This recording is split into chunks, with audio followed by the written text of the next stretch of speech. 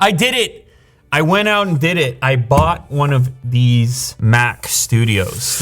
I have the box right here. I did it in person. I actually went to the Apple store and bought it. And it wasn't like my initial intent when the event happened. I was like, I don't know, do I need one of these? But then everything changed in the studio since then. Like everything. I don't know if you can tell or not. Like where I sit is right over there now. The way we're ingesting content kind of changed. So I took my old computer, which was hooked up to that rig, and it kind of became the recording interface for these videos. And then it freed up a spot to figure out which computer to stick over there. And I was like, well, the studio's kind of perfect actually. A lot of editing and stuff can still happen on the computer that moved, but I wanted something over there that was like a permanent installation, wasn't a laptop connected to monitors, which it could be, and then something that had more opportunity to interface as compared to a laptop where you've got a bunch of adapters and such. So like on this one right here, just looking at the back, and the front for that matter, gives you a sense of calm, knowing that you have 4 Thunderbolt ports. You have, this was actually a big one for me. You have an Ethernet connection, and this is a 10 gigabit. You have a power connector, 2 USB-A, an HDMI full-size headphone jack on the front of the device. And I'm just gonna verify this. I believe they're just USB Type-C connectors on the front, but who cares? That's still good.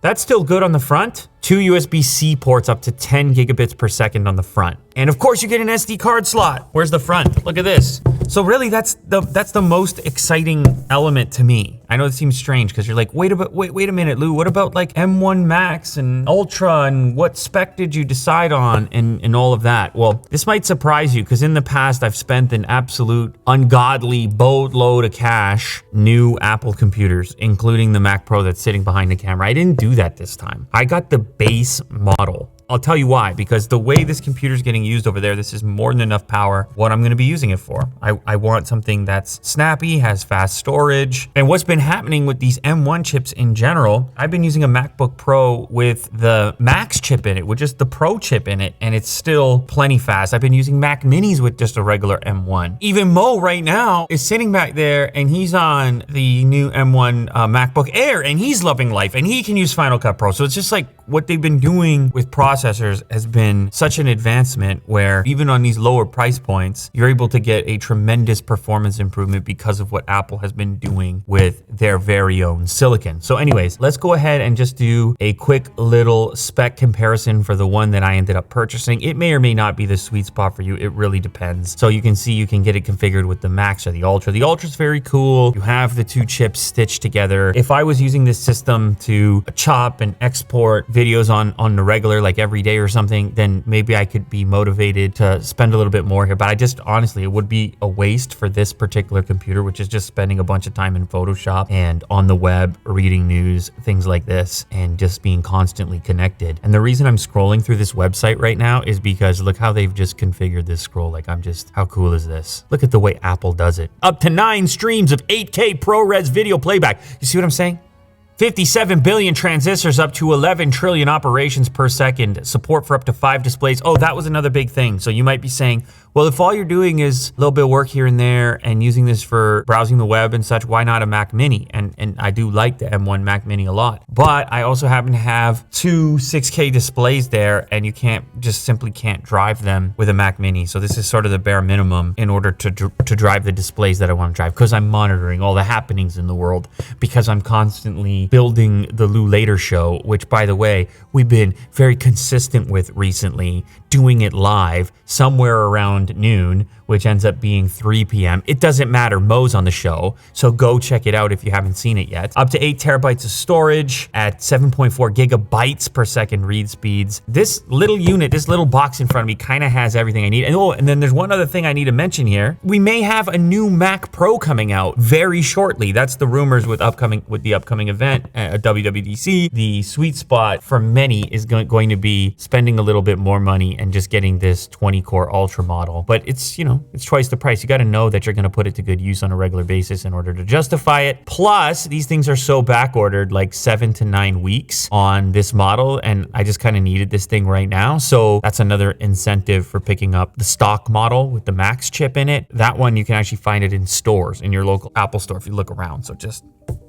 keep that in mind. All right, let's go ahead. I was told by the employee at Apple that this is going to be a very pleasant unboxing experience. That's one piece of content that I've refused to watch is anybody else's unboxing video, because Apple always does interesting things with the unboxing experience. They got the fabric handle on the top, extremely robust. This is one of those boxes that you feel terrible about throwing out. There was a time in my life where boxes would hang around for a really long time until I realized that was going to be a problem running a channel named Unbox Therapy.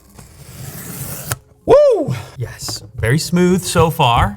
So there we have the studio. Here we have some paperwork. I was a little disappointed that there's no keyboard included. There's no extras coming with these things these days, but that's a desktop computer. I guess you could say the same thing for the Mini, but if you get the iMac, then you get the keyboard. So I'm curious how they draw that distinction, but I guess since this is modular and you have no display with it, they're like, you're buying everything extra. And the keyboard that Apple wants to sell you with this, with the Touch ID built in, is not cheap. In Canadian funds, it's like 180 bucks. I think it might be 140 USD. You have Apple stickers. They are black. Oh, you know what? This is pretty cool. Look at the way this thing is gonna fold down.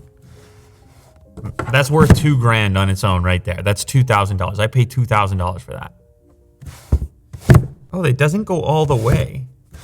Then you can just reach in. Okay, cool. So that is, kind of feels like a cake or something. The exact size of a average birthday cake. One of the best things about these systems is they're like dead quiet. I mentioned that earlier. It's one of the reasons why the computer here for browsing, for capturing, happens to be a Mac Mini, because these things are so silent. Put tremendous care into making sure that these things aren't humming along and getting picked up in your audio feed. The only other thing in the package is a power cable. It's that new style that Apple's doing. Yeah, it was a pretty cool unboxing experience. I'll give them that. You have this braided style power cable, and you don't have any external power brick or anything like that. Everything is built in. That's $2,000 for you, okay? Ooh. It smells fantastic. Depending on what you're into, it might even smell delicious. I do not recommend delving into the deliciousness. It's made of aluminum, all right, so. This is your back of the unit. Many different ports for many different things. That's the most exciting part. I missed the fact that there is a hardware power button. You also have this really big grill. This all has to do with your cooling, as was mentioned in their original keynote. And you can see you have more airflow down here at the bottom. And then we move to the front of the device where you see that lovely SD card slot, 2 USB Type-C ports. So if you have this in a typical sort of desk setting where it was sitting over here and your monitor was over here, you don't have to reach around to the back like you would do on an iMac, for example. The ports that you really need to reach quickly are readily accessible. It's a little bit tall. Some of the images that I've seen on their website where they've got the studio display next to it, you gotta believe that they have good reason for making it as tall as it is. But it feels like it sort of creeps up to the display maybe a little too high. It's like right on that bottom edge of the display. Yeah, there you go. Kind of a bit chunky next to the display, but that's where most people are gonna install it, and so be it, whatever. It's a computer. I mean, is it a little bit boring, the design? Yeah, but it's a little tiny box, but if it's a quiet box and it does what you want it to do, and it's smooth to set up, and most of your software is already in there, and if the software that you like to use, like in my case, happens to be Final Cut Pro, which is exclusive to Apple computers, then this is gonna be functional in a studio setting for studio types. Now I have an official studio. All this is real now because I have a Mac studio in my studio. So I feel like I have a real studio.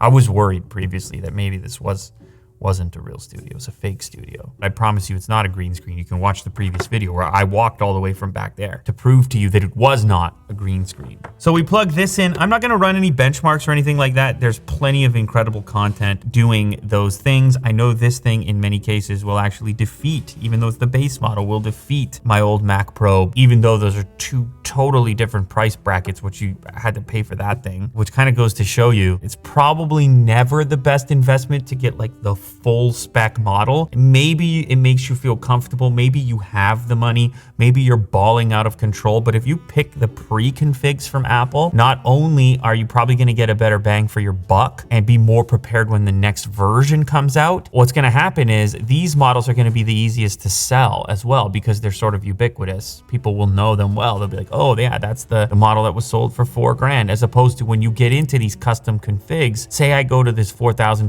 model and I start getting wild and I click this one and I click this one and I click here and I just start clicking like crazy because I don't care, because I'm balling out of control, as I just mentioned, and I'm willing to wait 10 to 12 weeks. I get up to $8,000. Like, the market for this computer a year from now, if I want to change to the next version when Apple makes all types of leaps and progress and so forth, I'm not going to be able to recover most of that because that market's going to shrink. Whereas the base model is still going to be pretty useful and will likely, the residual will still be there. There will be some residual left over. So that's just a little tidbit, a little tip from a person who has purchased way too much technology over the last decade or so, and even before that. All right, so I'm gonna go put this is gonna go on this really little table over there where there's a laptop currently plugged in. I'm gonna go walk over there. This is gonna go right, it's gonna go like right around there. It's gonna go like right around there. So you'll be able to follow up on it if you ever wanna check up on it, like it's a little pet and you just watched the birth of it. You can look over there and be reminded that it's actually doing stuff. And the other thing to mention, the other reason that it's kind of cool is because that chair that I'm sitting at back there with those displays, it moves around a little bit, does some funky things. And if you have a really big tower computer connected to it, the position that it has to be in with the length of available Thunderbolt 4 cables, I know this is getting very complex, means that that vertical monitor on the side is often very tight when you're leaning it back if you have a tower placed in that location, which is pretty much the only location you can place it. When you have a tiny little form factor computer like this one, it's never getting in the way, gives the chair all kinds of room to maneuver and so forth. So these are, I realize this is a lot of backstory here, but I want you to be in the loop and I want to provide the insight as to why I did this unpredictable thing and why I bought a Mac Studio base model for $2,000. Let me know which of these models you think is the sweet spot and who this is the perfect device for. It's definitely not everyone. To be honest, even myself sitting in the store there, I was realizing that for most people to just go with one of these new MacBook Pros is probably a better idea. Even if you want the M1 Max, for example, I click buy over here and let's say the 16-inch. Look at this, M1 Max. 3,500, but then you got a whole laptop there. And these Pro models are amazing too. Like, I mean, you're missing a couple of the things that I like about the Studio, but you can pack this up and take it with you. I have other laptops, so that's not such a big deal to me, but if you can only have one or the other, I think for a lot of people, the laptop might actually be the better move. Although, as you can tell, you'll be spending a little bit more money for that benefit. It has a very nice display. Anyway, there you have it. That is my unboxing of my latest computer, my latest Apple computer, the new Mac Studio base model. Thank you for joining, for being here, for taking part. Today's episode has been sponsored by NordVPN. This is a VPN that I've been using for a very long period of time in order to unlock content that might be regional. It might be regionally locked and I want to watch it anyways. And then this helps me do that. But it also gives you secure internet. That's the biggest benefit. You stay safe online because you're connecting through this VPN. Now, in the past, having a VPN might have meant that you would suffer some kind of decreased performance, but I was just on their website over here looking around. Look at this, as seen on Unbox Therapy, a limited time offer. Grab the deal, it's a great deal, and look at the difference. Connection speed chart, 6730 plus megabits per second, wow. Live chat, customer support, gone are the days of the non-premium VPN. It's time to step your VPN game up. They say it's the fastest on the planet, 5,400 plus ultra-fast VPN servers around the globe. No bandwidth limits, experience top speed online security with NordVPN. And I can attest to the fact that no matter what you want to stream, you have enough speed that you can watch it in full resolution and not even have to care that you're connected through a VPN. You obviously have servers all over the world that you can choose from no matter which region you want to unlock. You can also link up multiple devices, up to 6 separate devices. You can secure them all in any combination.